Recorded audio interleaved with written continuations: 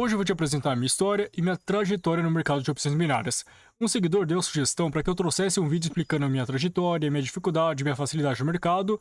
Fiz uma enquetezinha, geral gostou da ideia, cá estou eu trazendo esse vídeo para vocês. Então bora lá. Primeiramente vou me apresentar porque tem muita gente que não sabe meu nome, que é Lucas de Carvalho, mais conhecido como Carvalho Projeção. Nasci na capital de São Paulo, morei até os 10, 11 anos ali no Parque Arariba e no Jardim Ingá. Depois me mudei para o interior de São Paulo. E quando foi meu primeiro contato com o mercado? Foi dia 14 de dezembro de 2019 e minha primeira operação na conta real foi dia 16 de dezembro de 2019. Ou seja, nem esperei uma semana, um mês na conta demo, fui direto para a conta real. Vamos ver no que dá, né? Por que disso? Porque eu tinha acabado de me formar no ensino médio e também me formei como técnico em edificações, porque eu queria fazer engenharia civil, então eu precisava buscar ali uma nova renda para poder pagar a faculdade, que já eu entro nesse assunto, tá? Então eu pesquisei ali, como ganhar dinheiro na internet. Aí aparece diversas opções, né? Marketing digital, aparece ali Kiopt, aparece mercado financeiro, e mais, aparece outras opções lá, né? Aí eu busquei estudar sobre mercado financeiro e Kiopt, que foi o que brilhou meus olhos. Quando você vê aquilo lá, o gráfico se mexendo, você entendendo sobre o assunto, de fato, brilha seus olhos, é amor pela primeira vista, e eu gostei muito sobre esse assunto e me dediquei bastante nisso daqui. Porque naquela época, eu tinha o objetivo de fazer apenas uma renda extra com o mercado para poder conseguir pagar a faculdade, que eu tinha conseguido uma bolsa parcial, mas mesmo assim excedia o nosso orçamento naquela época. Eu precisava de uma renda para conseguir pagar o restante da faculdade. Então eu estava buscando duas coisas. Estava buscando estágio em edificações, que era a área que eu cursei e a área que estava envolvida com engenharia civil também. E também estava estudando no mercado para tentar buscar uma renda extra para complementar no salário do estágio e conseguir pagar o restante da faculdade. Então era mó correria, né? Então enquanto eu buscava aquele estágio, eu estava me dedicando ao máximo no mercado. Estudando, tentando buscar estratégias, técnicas para conseguir tirar dinheiro do mercado. Para começar a operar na conta real, tinha que depositar um valor mínimo de R$ 20. E foi o que eu depositei para começar, né? E tava tendo uma promoção no Mercado Pago, que eles pagavam 50% do seu boleto e você pagava os outros 50%. Então do meu bolso saiu apenas R$ 10, porque o restante eles pagaram. Eu começando com R$ 20 na segunda-feira, finalizei com R$ 2.500 de lucro na sexta-feira. Ou seja, na primeira semana de operações, saí de 20 para 2.500. Pô, perfeito, né? Aí pedi metade daquele saque, porque eu até prometi pra minha mãe um perfume que ela queria, chamado La Vie Paris, que custava R$ 500 naquela época. Aí eu falei, pô, tô mó felizão, vou comprar esse perfume pra ela. Beleza. Chegou no sábado, eu não sabia o que era o TC. Aí minha primeira operação, eu joguei R$ 800. Porque na cabeça de um iniciante é o seguinte, porra, passei uma semana inteira, minha primeira semana de operações eu fiz R$ 2.500 de lucro. Seu excesso de confiança tá lá em cima, né? Então minha primeira operação no OTC foi de R$ 800. Perdi. Segunda operação, R$ 600. Perdi. Aí no domingo, eu cancelei o saque que eu havia pedido, operei com aquele dinheiro e perdi depois. Ou seja, de R$ 20, fomos para 2.500 e depois eu acabei quebrando aquele capital. Aí como você chega na sua mãe? Ô mãe, não vou conseguir te dar seu perfume que eu acabei quebrando meu capital. É bem complicado, mas de fato aconteceu e foi bem ruim no começo por conta que causa bloqueio mental, causa dor emocional, quando você quebra o capital muito alto. Enfim, foi o que aconteceu comigo. O que acontece? O bloqueio mental seria o excesso de informação que você adquire após você ter quebrado sua conta. Você tem 3 opções para você estudar: operacional, gerenciamento e emocional. Qual desses 3 você escolhe quando você quebra pela primeira vez? É emocional? Não. É gerenciamento? Também não. Ou operacional? Porque você quer preencher aquele vazio que causou após você ter quebrado aquela primeira conta. Então você esquece esses 2 aqui e foca no operacional, que está errado, porque o que te influenciou a quebrar aquela conta foi o gerenciamento e o emocional.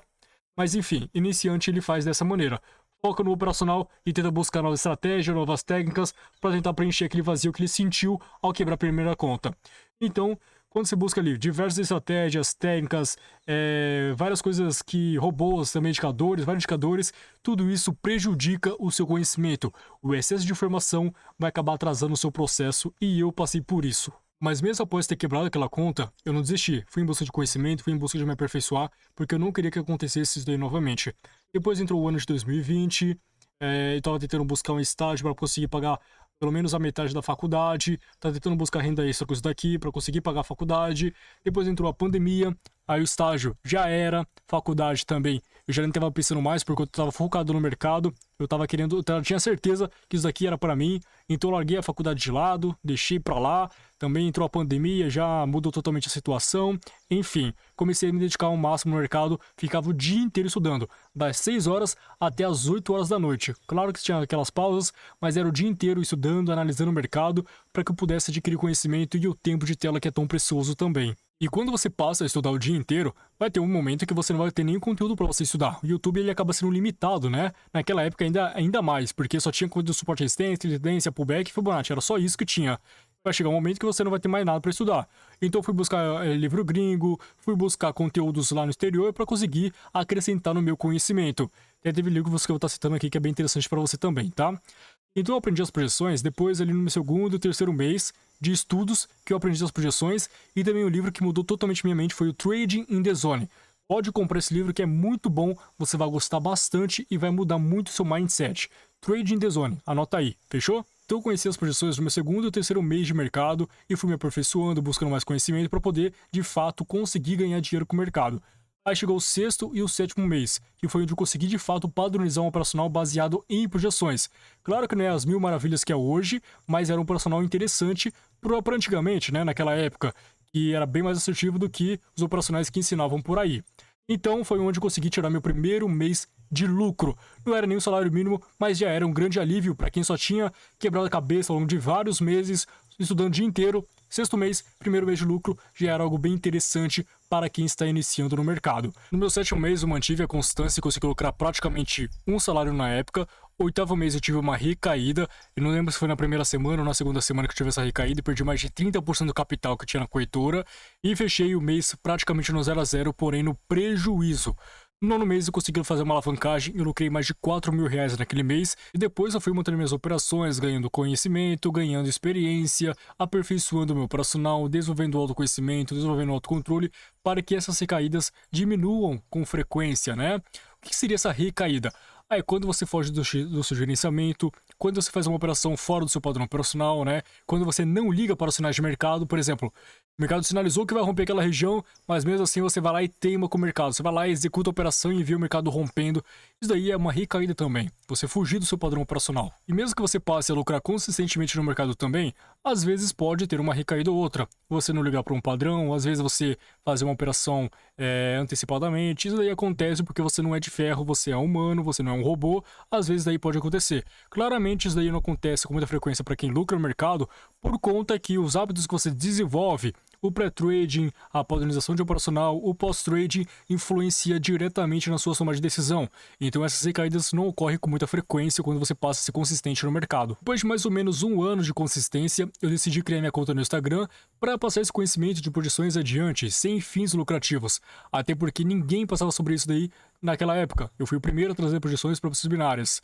E por conta disso, por conta dessa novidade estrondosa sobre projeções, meu Instagram cresceu muito rápido. Foi de 10 mil seguidores em 3 meses de Instagram. Foi algo muito rápido mesmo, tá? Depois desse boom que deu no meu Instagram, meu irmão deu a ideia de criar o canal do YouTube para que eu pudesse explicar as projeções em vídeos mais detalhados, né? Para facilitar a visão de vocês.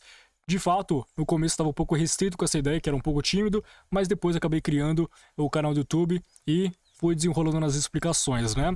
Eu comecei gravando no nosso quarto mesmo, depois eu aluguei um escritório junto com 3 amigos meus que também operavam no mercado. Infelizmente nós tivemos que fechar, porque o local fechou as portas. Aí eu voltei para a casa da minha mãe, comecei a gravar os conteúdos lá. Fui morar sozinho, montei meu escritório no quarto lá, e aí consegui gravar bons conteúdos. Agora estou aqui depois de 3 anos de mercado. 3 anos e 4 meses de mercado, passando para vocês aí todo o conhecimento que eu adquiri ao longo desse tempo. Conclusão. Hoje você pode estar enfrentando dificuldades na parte do operacional, gerenciamento, emocional, planejamento financeiro, mas lembre-se, todos aqueles que lucram consistentemente com o mercado já passou por essa fase de querer lucrar muito mais além da meta de 10 reais ou se frustrar quando perdia 5 reais de stop. Faz parte do processo. Eu comecei com capital de 20 reais, operando com 2 reais. Hoje meu stop loss é 200 reais, buscando como meta 300 a 600 reais por dia. Faz parte do processo, aperfeiçoe e busque o seu sucesso.